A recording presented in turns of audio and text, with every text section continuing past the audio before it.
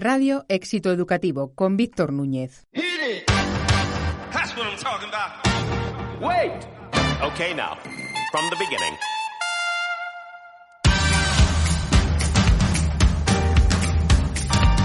Radio Éxito Educativo, el podcast para los que deciden en la educación.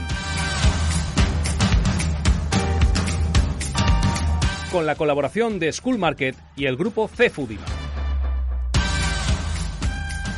Bienvenidos al programa número 35 de Radio Éxito Educativo, el podcast de los que deciden en la educación. Poco a poco vamos encarando esta recta final del curso y junto a los últimos exámenes y la temida EBAU se vislumbra ya el merecido descanso estival, pero también la planificación de un nuevo curso marcado por el reto de poner en marcha la controvertida LOMLOE. Precisamente de esta ley, también conocida como CELA, nos hablará desde su estrado el profesor y periodista Luis Miguel Belda. En esta ocasión comentará el manifiesto firmado contra esta ley por un grupo de intelectuales y escritores, entre los que se encuentran Andrés Trapiello, Félix Dazúa, Fernando Savater, entre otros.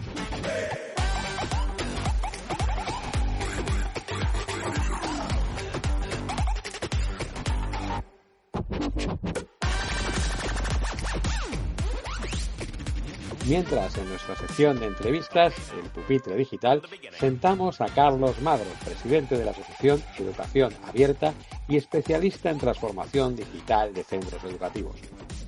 Con él hablaremos de la reforma educativa, de la agria polémica entre profesorios y renovadores pedagógicos, de marketing y comunicación y, cómo no, de la función directiva en la educación. Comenzamos.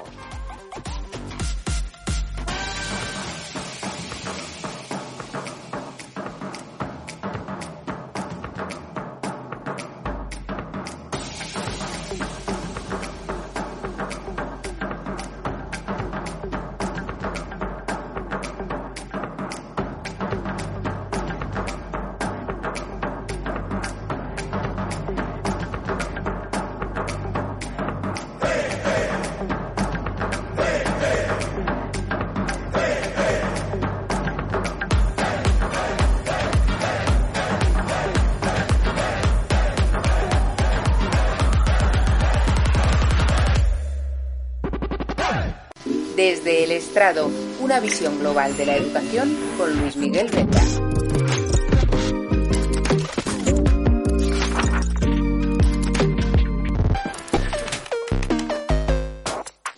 ¿Ya han tardado? ¿O no? Porque lo sustancial de una reforma educativa es siempre el currículo, es decir, el plan de trabajo en la práctica, y era necesario tiempo para pensarlo. Y eso es lo que parecen haber hecho algunos de nuestros principales intelectuales del país al suscribir un manifiesto contra una reforma que parece diseñada para que todos aprueben y pasen de curso, si hayan quedado o no con la cosa que decía el bueno de Coronado al señor Conde en la adaptación de Garci de la novela de Benito Pérez Galdós. Esa es la cosa. ¿Dónde está el bien? ¿Dónde está el mal? Esa es la cosa, decía Coronado. Y la cosa es que los firmantes, entre quienes están desconocidos como Fernando Savater, Gustavo Bueno, Fernando García de Cortázar, John Juaristi, Gabriel Albiac, Andrés Trapiello, Luis Alberto de Cuenca o Félix Dazúa, por citar algunos nombres, reclaman que la ministra que heredó la reforma de Isabel Celaá recupere ahora las notas numéricas, el valor de los suspensos o las menciones de honor. En definitiva, esos parámetros que permitían evaluar el esfuerzo, el sacrificio, la competencia, no entre alumnos, sino del propio alumno, y el mérito como catapulta de proyección. El manifiesto apunta además en otra dirección, contra lo que consideran textualmente, abro comillas, conceptos ajenos a los saberes concretos, como son aquellos de tipo moral o ideológico. Se oponen los firmantes, los intelectuales españoles, al adoctrinamiento y al sesgo ideológico. Como propuesta, para que no todo sea un chau-chau de críticas sin más, sugieren la creación de una especie de Consejo General de la Función Docente que, formado por reputados docentes, como no podría ser de otro modo, velaría por revisar y enmendar toda iniciativa en este ámbito tan sensible como es la educación. Porque educar no es solo aprenderse la lista de los Reyes Godos, que digo yo, que qué tendrá tan de malo que se haya dejado de estudiar eso, con lo que eso ayudaba a contextualizar esa compleja parte de la historia de España, pero no quiero entrar en los bodos. Educar, digo, es también aprender en valores, y si bien se hace urgente, como contempla la reforma educativa, el mostrar a los adolescentes que las letras de la mayoría de las canciones de regatón son machistas, tampoco es de recibo que apenas se hable del terrorismo de ETA que causó 1000 muertos del modo más cruel y absurdo durante 40 años de democracia. Una cosa sí, combatir el machismo, y otra no, combatir el olvido contra el terrorismo. No lo sé, piénsenlo. Por otra parte, el manifiesto y los intelectuales que lo apoyan lamentan que se penalice la repetición de curso, pues ello genera la idea desde muy temprano de que haga lo que haga el alumno terminará por tener un título. Y aquí paz y allí gloria. ¿O no? La cuestión es cuál será el valor del título en una empresa que al poco perciba que el nivel de su recién contratado aprendiz no se corresponde con lo esperado. Hace unos días tuve ocasión de conversar lo que son las cosas con chavales que ya tienen un pie en la universidad, están en secundaria, en bachillerato. Uno de ellos quería ser periodista y le hablé de la importancia y necesidad de, si no saberlo todo, que es imposible, sí tener una idea general de casi todo. Y en mala hora se me ocurrió ponerle a prueba. Le iba a preguntar por un político famoso de nuestro tiempo, reciente, pero no me salía el nombre en ese momento. Les confieso que era Tony Blair, no me salía el nombre. Tony Blair, primer ministro del Reino Unido, pero como no me salía, opté por uno más fácil. Dije, caramba, están hecho películas de ella, el de Margaret Thatcher. Este joven e incipiente periodista no me supo contestar. Y yo pensé que quizá la culpa era mía por preguntarle por personajes de nuestra historia contemporánea tan reciente. Ya me produjo temor preguntarle por Saddam Hussein o Augusto Pinochet o Adolfo Suárez. Quizás si lo hubiera interpelado por Nicolás Salmerón, que por cierto también fue periodista como él se propone, o por Juana la Beltraneja, igual nos llevamos sorpresas, pues no me habría quedado sin ese amargo sabor de boca, ni tampoco él en tan lapidario silencio. Como decía Coronado, esa es la cosa.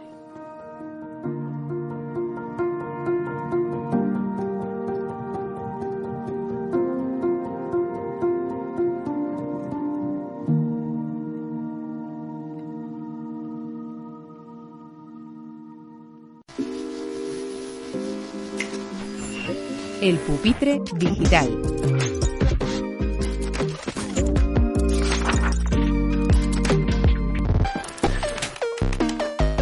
Bueno, pues muy buenos días, muy buenas tardes, muy buenas noches, en función de en qué momento estéis escuchando este video podcast.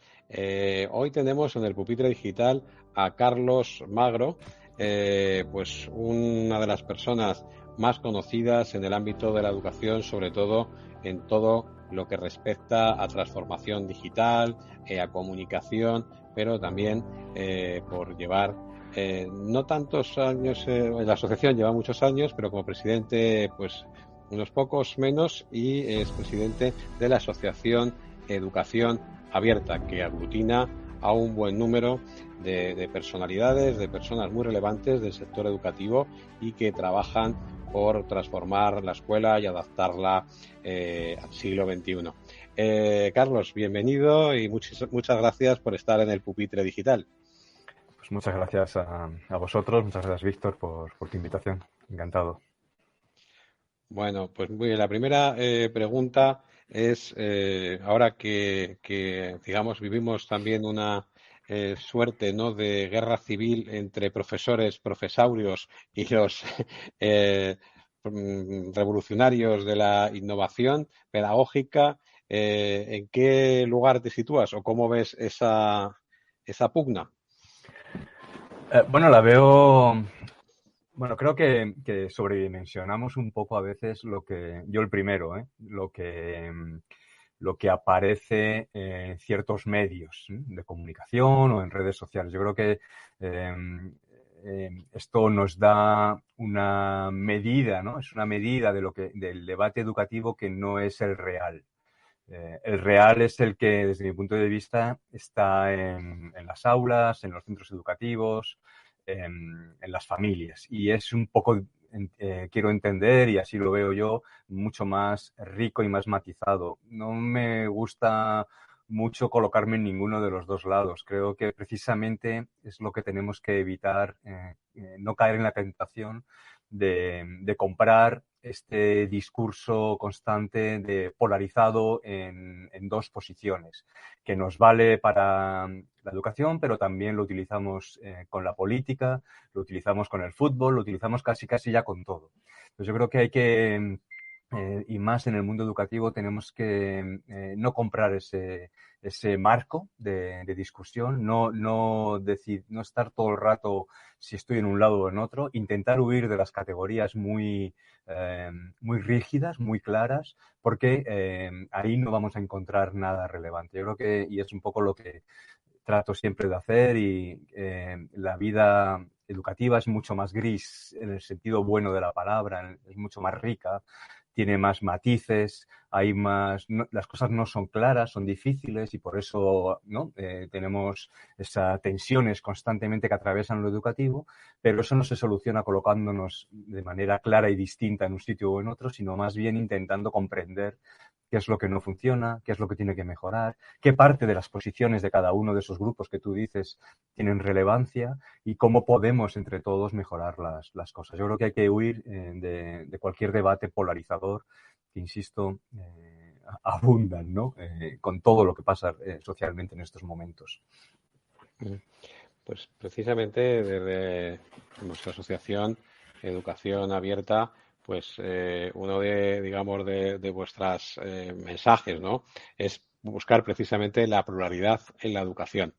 Es precisamente lo que ha faltado, ¿no?, o lo que falta a la hora de conseguir un gran pacto por la educación y conseguir el consenso. Bueno, ¿cuál crees que serían las bases, ¿no?, o los ejes en los que debería asentarse ese consenso, que irrealizable parece, ¿no?, o por lo menos hasta ahora en la democracia en España?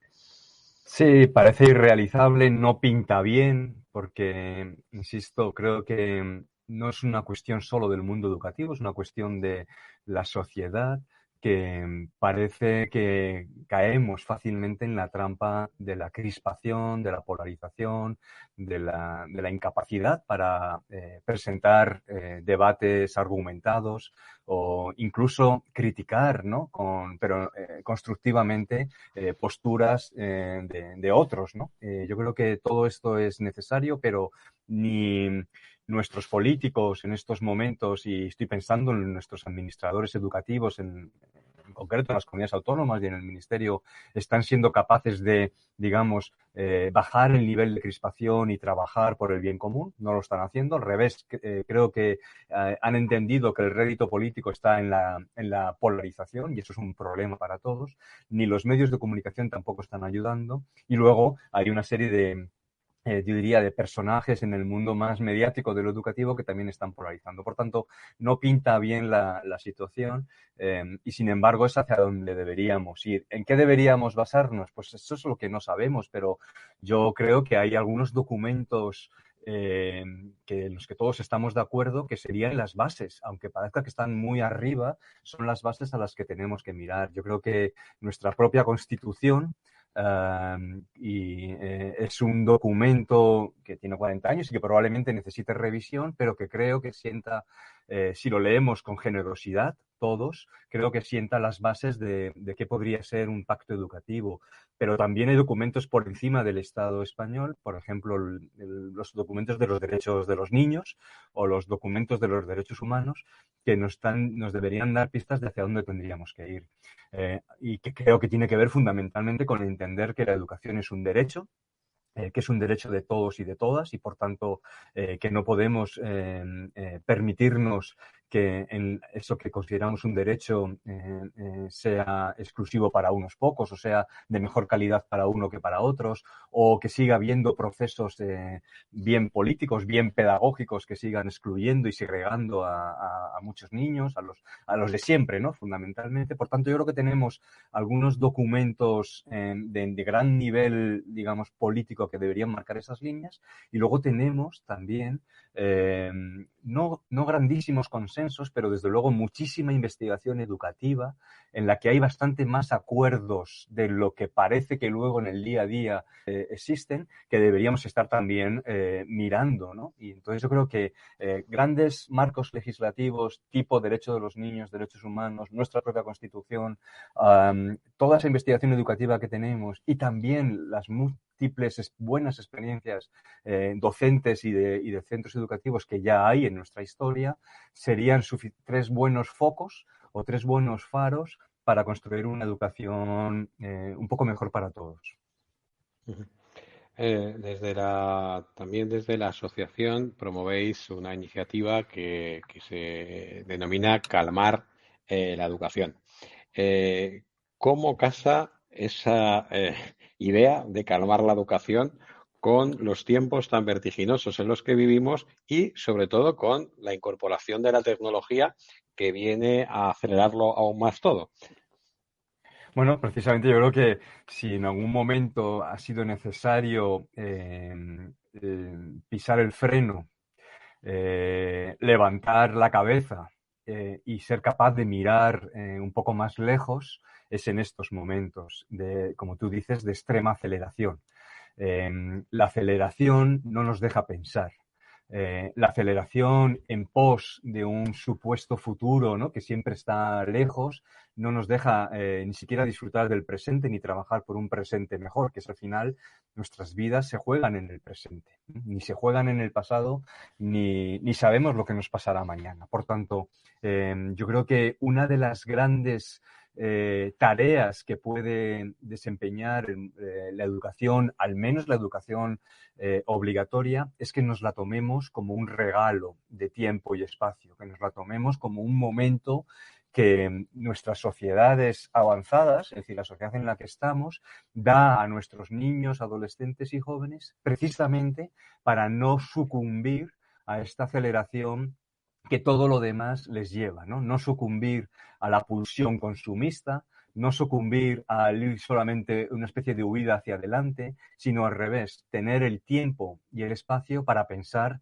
que es la condición fundamental, para pensar en las personas, para pensar en el mundo, para pensar en las materias escolares, ¿no? Pero yo creo que la escuela, si nos la tomásemos en serio, debería ser eso, ¿no? Un lugar de pausa, precisamente para calmar esa pulsión aceleradora que nos impide pensar y tomar buenas decisiones en la vida.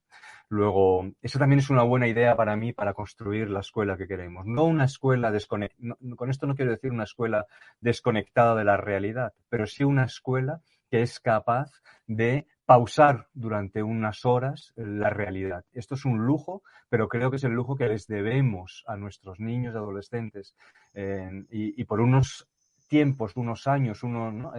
O unas horas al día, sacarles, ¿no?, de esta vertiginosa aceleración en la que parece que estamos siempre viviendo. Insisto mucho, y yo últimamente lo he escrito con esta metáfora, ¿no? La escuela sería el lugar para mirar hacia los costados, es decir, para mirar a los que tenemos a los lados y a lo que nos pasa a los lados, y no solo estar mirando como en un coche que va a 200 kilómetros por hora hacia adelante, ¿no? Y por tanto no disfrutando de la vida y de lo que pasa en el día a día. Carlos, una de las también casi rarezas en la asociación es que estáis representados, pues digamos, la escuela pública, escuela privada, escuela concertada, digamos que es una asociación muy plural. ¿Cómo analizas, ¿no?, cómo observas también la confrontación también constante entre, sobre todo desde la política, entre escuela pública y escuela concertada o escuela concertada y privada contra escuela pública? Sí, bueno, yo creo que es un síntoma más, un signo más de los tiempos que estábamos describiendo al principio. Yo creo que gran parte de esa crispación viene fomentada desde arriba, viene fomentada o bien desde los poderes políticos o bien desde lo que en estos momentos, y creo que con mucha preocupación, están desempeñando los propios medios de comunicación que, salvo excepciones honrosas, no están jugando un papel de enriquecedor del debate o de simplemente de colocación de las distintas posturas, sino que están, digamos, rendiendo pleitesía a quien les paga, ¿no? Que normalmente suele ser quien está detrás de los grandes grupos de interés y que también está muy vinculado en muchos casos con la política. Yo creo que ese escenario es un escenario destructor de la convivencia y de la vida educativa, y tenemos que oponernos. El día a día, más allá, y puede que si quieres entramos un poco en el detalle de mi opinión sobre esa triple red que tenemos en el Estado español, mi opinión es que la realidad hay más convivencia porque trabajamos por lo mismo que enfrentamiento. Dicho esto, hay prácticas insisto, que vienen más desde arriba que desde las propias bases, que están incrementando la tensión. Pero igual que efectivamente en la asociación hacemos un esfuerzo por convivir, ¿no? Personas que con espectros ideológicos, políticos, de trabajo muy diferentes, pero estamos juntos porque creemos que hay un valor por encima que sí que merece la pena que nos junte y que podamos debatir sobre temas importantes en educación. Bueno, pues lo mismo pasa en otros colectivos. Hay colectivos como Aula Blog, que tú conoces, que representa muy bien también esta idea en la que la escuela pública, los profesores, ¿no? Porque no es la escuela, los profesores individuales de la escuela pública o de la red privada, concertada o privada, comparten experiencias, prácticas, se ayudan. El propio EABE, que pasó hace unos días en Andalucía. Bueno, ya cada vez son más excepcionales, pero sigue habiendo redes de personas que están en el día a día en la escuela, que están por encima de esas divisiones que a veces se nos impone. Sí, incluso también por aquí ha pasado el presidente de FP Empresa, que también aglutina a centros de formación profesional públicos, concertados y privados. Conectando un poco el tema de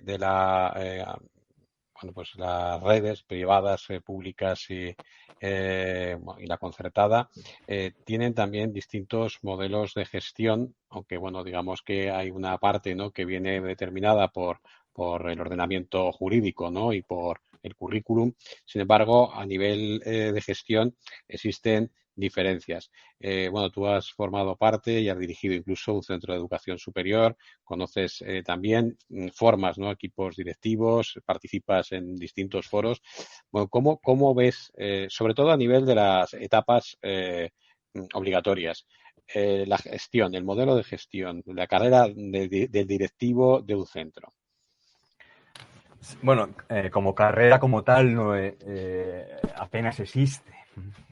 Sí, me refiero sobre todo a su acceso, ¿no? Cómo se accede a la dirección en el caso de la escuela pública. En el caso de la escuela pública se ha intentado en los últimos 15 años una pequeña profesionalización de la función directiva. Lo que antes no existía, luego se hizo voluntario y luego se ha hecho obligatorio, que es superar un curso pequeño, ¿no?, relativamente pequeño, de capacitación de la función directiva. Y ahora todos los directores y directoras de la escuela pública tienen que pasar por una formación específica antes de optar a la dirección, y después tienen que pasar por cursos de actualización. Creo que esto es necesario y es importante y es un avance más. No se ha terminado de hacer del todo bien, pero es un avance más. Durante muchos años sabes que casi y todavía en estos momentos no se quería ser director o directora de una escuela pública porque era una situación un poco extraña. Era una situación en la que ni eras ¿no? Porque por la propia estructura del funcionariado y cómo está hecha la escuela pública, bueno, pues no se sabía muy bien qué eras. De repente, de un día para otro, pasabas de ser el compañero ¿no?, el compañero docente a ser el director o la directora.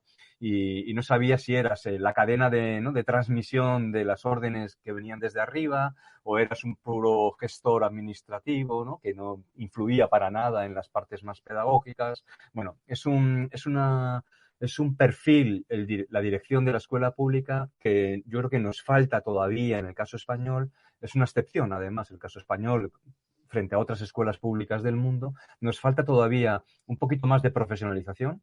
Yo creo que sigue teniendo, es muy valioso que sigan siendo docentes que aspiren durante un periodo de su carrera a dirigir un centro educativo. Creo que eso aporta mucho valor, pero creo que nos falta un poquito más de profesionalización, que pasaría por más formación.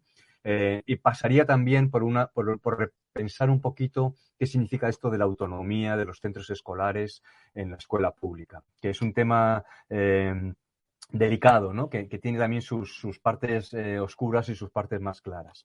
En la red privada o privada concertada, el modelo es totalmente distinto. Al final es verdad que te puedes encontrar con personas que también son docentes que han, en un momento dado, dan el paso a la dirección. Pero desde el principio, por la capacidad y el alcance de su gestión, han tenido más capacidad de influencia en distintos aspectos de lo que pasa en un centro escolar que no se da en la escuela pública. Y ha habido un poco más de profesionalización, si cabe, en la escuela concertada privada que en la escuela pública. Al director o directora o al equipo directivo de una escuela privada concertada, digamos, se le asignan más funciones que las que tiene la escuela pública. Para empezar, tiene responsabilidades sobre el propio claustro, sobre la propia plantilla, que no tiene el director de la escuela pública, que juega como un entrenador de fútbol con lo que su director deportivo le pone cada año. Juega además con unas rotaciones del 30, 40, 50% de la plantilla todos los años y, por tanto, con esas dificultades, y juega con en principio con la diversidad que te da, que quien accede ahí lo hace por una posición y, por tanto, no controlas más. Este es un poco el terreno de juego inicial con el que juega la dirección de la escuela pública. En la escuela concertada privada, sabiendo que está mucho más regulada también en el fondo de lo que a veces se dice, ¿no? O sea, una escuela concertada no es una empresa en sentido estricto exactamente igual, y por tanto sus maneras de gestionar a las personas no son exactamente las mismas que las de la empresa. Es decir, no se maneja el despido o la contratación de esa manera tan banal que a veces se quiere representar. Hay mucho más, hay más trabas, ¿no? También ahí de muchos tipos, ¿no? Pero la dirección de la escuela concertada, como bien sabes, pues tiene responsabilidades de gestión, administrativas, legales, que tienen que ver con la propia contratación de las personas, y una función muy importante que está carente normalmente en la escuela pública, que son los factores más pedagógicos, es decir, la definición del modelo educativo, la definición del proyecto educativo, la definición, el rol del equipo directivo en la escuela concertada es mucho mayor. En este sentido, hay una mayor facilidad, si quieres, para tratar de marcar líneas, no trabajar todos alineados, porque eso sigue siendo difícil, pero sí marcar líneas pedagógicas, de fines, de valores, de proyecto educativo en sí, ¿no? Que en la escuela pública es un poco más difícil. Lo hay, hay buenos ejemplos de escuela pública con grandes proyectos educativos, pero en sí mismo, por definición, es más difícil de encontrar y es más dificultoso de llevar adelante. Requiere, y los órganos que tienen de gestión son más colectivos y, por tanto, un poco más difícil de gestionar. Resumiendo, creo que el hacer de lo directivo una función al menos bastante más profesionalizada creo que es importante. Por tanto, es necesaria mucha formación en las dos redes, mucha formación, y al menos en el ámbito público creo que requeriría un repensar bien qué queremos decir y hasta dónde queremos llegar con esto que se dice en la legislación, que es la autonomía de los centros educativos, porque tiene, insisto, aristas, que habría que analizar bien. En cuanto a la gestión, abarca muchos aspectos, pues desde la gestión, digamos, de los recursos humanos, la gestión tecnológica, la gestión de la innovación, la gestión académica, la gestión también del marketing, ahora tan importante, que ahora hablaremos un poco más de ello. ¿Qué áreas crees que son en las que habría que poner más el foco, en la que precisamente habría que formar más, ¿no?, a los equipos directivos? Yo creo que la pedagógica sin duda, pero todos sabemos, es decir, la idea entre comillas, del líder pedagógico, o del equipo líder. Me gusta más pensar siempre en equipos que en personas con ideas, ¿no? Que vienen, ¿no?, que bajan del cielo y que nos traen la buena nueva, ¿no? Yo creo que en lo educativo es muy importante la idea de equipo, porque solo desde el equipo uno es capaz de generar proyectos colectivos y compartidos por muchos. Y yo creo que la función que más habría que trabajar es quitar de la cabeza que la labor de la dirección es una labor puramente burocrática administrativa y que es fundamentalmente, porque estamos en un centro educativo, una labor que tiene que ver con lo pedagógico, con el modelo educativo. Ahora, dicho esto, y tú sabes bien, y todo el mundo que ha dirigido un centro educativo, ya sea de la pública o de la concertada o privada, sabe que sin una buena gestión previa, todo lo demás se nos va entre las manos. Por tanto, si me preguntas en estas, y por poner dos áreas grandes, ¿no?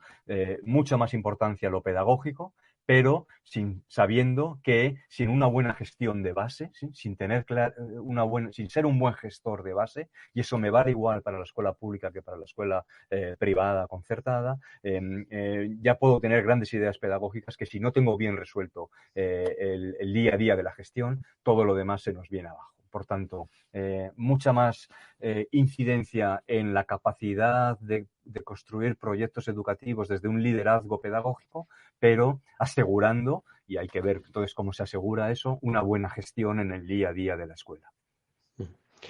Bueno, pues ahora me gustaría hablar un poco de esa área que también conocemos bien. Yo he tenido el honor bueno, pues que prologues mi libro Marketing Educativo, la editorial SM. Bueno, ahora mismo pues tenemos la natalidad, como la tenemos, alta competencia. Bueno, ¿cómo ves, ¿no?, que ha ido evolucionando también el marketing? ¿Qué papel crees que debe jugar? Y qué diferencias también puedes ver por tipos de centros? Bueno, hay diferencias obvias entre las dos redes, entre la red privada y privada concertada y la red pública. Una, digamos, compite claramente en mercado, la otra, en principio, mucho menos. En principio, mucho menos. Digo en principio porque en los procesos, y en algunas comunidades autónomas es muy evidente, ha hecho que la misma escuela pública tenga que también competir, digamos, por un bien que ahora es escaso y que va a ser más escaso en los próximos años, como es los propios alumnos, ¿no? Hay una bajada de natalidad muy alta a partir de, como sabes bien, a partir de 2008, que se va a empezar que ya vamos a empezar a ver en los centros educativos y que va a tener consecuencias, evidentemente. Ahí yo lo que pido es responsabilidad a los poderes públicos que gestionan lo educativo para trabajar por el bien de todos. Yo creo que ahí es cuando hay escasez, es cuando más tenemos que pedir una buena gestión de los recursos, que son de todos, y por tanto ahora es cuando más necesitaríamos tener una buena previsión de lo que va a pasar en los próximos 5, 10, 15 años en el sistema educativo, salvo que sucedan cosas que no tenemos contabilizadas, ¿no? De nuevo una inmigración enorme o alguna situación de este tipo. En el ámbito yo, que efectivamente tuve la suerte de prologar tu libro y que además he trabajado sobre todo en el ámbito de la educación superior, en ese ámbito que tiene que ver con el marketing, mucho menos en el ámbito de la escuela obligatoria. Yo siempre he entendido el marketing como un marketing que está muy vinculado a los proyectos, ¿no? Como un marketing que no vende humo, sino que ni cuenta mentiras, ni vende, ¿no? cosas que son futuros, ¿no? Que no sabemos sino que está muy vinculado a la práctica diaria y, por tanto, a los proyectos. A mí me gusta pensar el marketing como un marketing honesto, ¿no? Un marketing que es capaz de trasladar un relato. Los relatos son importantes, son importantísimos. Un relato vinculado a lo educativo y vinculado a la realidad, ¿no? O sea, me gustan los marketings en los que la brecha entre lo que cuento y lo que hago es la menor posible. Siempre va a haber, ¿no? Entre el relato y la realidad siempre hay una brecha. Pero me gusta pensar en un marketing que no trata de engañar, sino que es un marketing honesto en el que la brecha esa está prácticamente reducida al mínimo. Y por tanto pienso en un marketing que lo que hace es ilusionar, ¿no? al que se supone que va a compartir ese proyecto educativo, ilusionar por un proyecto educativo. Un proyecto educativo que tiene que ser un poco para todos. A mí me gusta pensar siempre en escuelas, creo que es uno de los bienes fundamentales de lo educativo y que a veces lo perdemos de vista. Me gusta pensar en escuelas que integran personas de con diversas capacidades, procedencias, porque creo que es, de nuevo, es el único momento de la vida, prácticamente en estos momentos, es el único periodo de la vida en el que, si tenemos suerte, podemos estar con personas muy distintas a las que nos encontramos, por ejemplo, en nuestro entorno familiar. Luego, esa riqueza, esa diversidad que nos da la escuela, si es una escuela que integra la diversidad, creo que es el mayor valor de los proyectos educativos en estos momentos. Y entonces me gustaría pensar en un marketing que se apoya en esa idea de integración, equidad, diversidad en lo escolar. Y no sé muy bien qué más decirte, ¿no? Yo creo que seamos honestos, ¿no? con lo que contamos. Hablábamos un poco antes de tecnología, la tecnología, entre otras cosas, pero también las metodologías, ¿no? El marketing ha echado mano muchas veces de objetos que pensábamos que nos ayudaban, ¿no? a colocar mejor nuestro centro educativo. Hay palabras que son como claves, ¿no? La palabra innovación, la palabra metodología, la palabra tecnología. Parece que son claves que por sí mismas venden un proyecto educativo. Yo creo que eso ya ha pasado, que no estamos en ese momento, que estamos en un momento de mucha más honestidad en lo que decimos, en lo que hacemos, desde lo que creemos, ¿no? Y desde las diferencias que cada proyecto educativo quiera proponer a las personas que lo vayan a compartir y a disfrutar. Carlos, siempre terminamos esta entrevista preguntando a nuestro invitado que cómo cree que es el mejor centro educativo del mundo o cómo le gustaría que fuera el mejor centro educativo del mundo. Bueno, más o menos te lo he estado diciendo, creo, durante estos minutos, pero para empezar sería un centro que acoge la diversidad. Yo creo que más allá de decir que el gran valor de lo educativo en estos momentos es dar la oportunidad a nuestros niños, adolescentes y jóvenes de convivir con la diversidad, de ser capaces de ver lo diferente, de ser capaces, como decíamos al principio, de mirar hacia los costados, de darles de alguna manera la oportunidad de ver que no todo el mundo es igual, pero que precisamente ahí está la riqueza del mundo. Sacarles también de sus contextos. A veces pensamos como padres, ¿no? También, ¿no? Bueno, pues llevaré a mi hijo a aquel centro que más se adecúe a lo que yo pienso. Es una manera, ¿no? Parece razonable, ¿no? ¿Quién lo va a discutir? Pero también sería interesante pensar que porque ya sé lo que le estoy ofreciendo yo a mis hijos en mi entorno familiar. Ya sé qué tipo de valores les estoy dando. Quiero ofrecerles otro contexto, un contexto que no sea contrario, ¿no? En valores a eso, pero sí sea más diverso, que sí sea más variable, en el que encuentren opciones diferentes de vida. Eso no se puede hacer muchas veces en la vida, insisto. Cuando nos hacemos adultos, al final uno acaba en su carril, ¿no? Y prácticamente tienes tu vía y por ahí te vas moviendo. Y por tanto creo que eso sería para mí un buen centro, un centro que acoge la diversidad. Un buen centro también sería un centro que se integra en su contexto. Por tanto, que no levanta muros frente a la realidad que tiene fuera, sino que es capaz de ser poroso a lo que está pasando fuera, y a las personas que viven fuera, y a los problemas o a las riquezas que están allá afuera.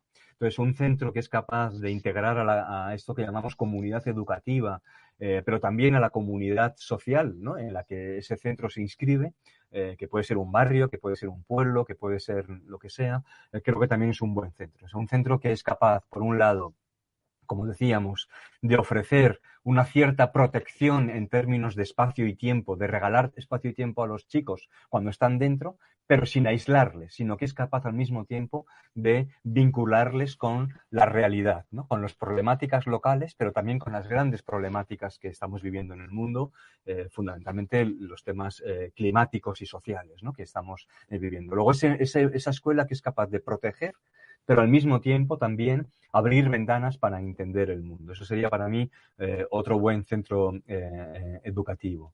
Y por supuesto, un centro que desde el respeto a los niños y a los jóvenes es capaz, desde el punto de vista, por ejemplo, pedagógico, yo lo resumiría bastante fácil. Al final, lo que queremos como maestros y como centros educativos es ser capaces de combinar una tensión difícil, que es interesar o responder a los intereses de los jóvenes, precisamente para que no se desvinculen de la escuela, que es uno de los grandes problemas, la desvinculación total de lo escolar, de lo que pasa en la escuela. Luego, ser capaces de responder a sus preocupaciones, a sus intereses, pero sin olvidar intentar interesarles en otras cosas. Es decir, no se trata solo de responder a sus intereses, porque entonces no estaríamos educando realmente, sino que tenemos que ser capaces de responder a sus problemas, a sus intereses y necesidades, al tiempo que les abrimos nuevas ventanas, que les interesamos en nuevas cosas, que les proponemos nuevas conocimientos, por ejemplo. Esto se ve muy claro en este debate entre las disciplinas o no, ¿no? Pues claro que, ¿para qué me sirve esto? Bueno, te estoy abriendo ventanas.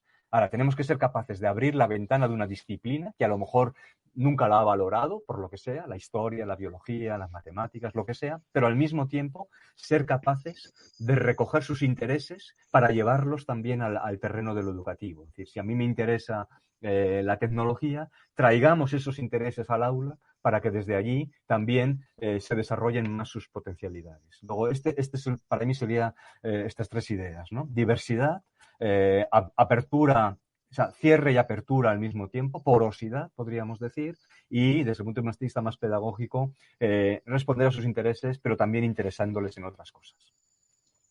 Muy bien, pues Carlos, muchísimas gracias por esta conversación calmada, ¿no? Como este lema tan apropiado o esta idea que proyectáis en la asociación. Un placer sentarte con nosotros en el Pupitre Digital, y muchísimas gracias y bueno, desearos muchos éxitos con vuestros proyectos y que, bueno, pues consigáis, ¿no?, al menos no solamente calmar la educación un poco, sino promover esa pluralidad que también es tan necesaria. Muchas gracias. Muchas gracias, Víctor. Un placer.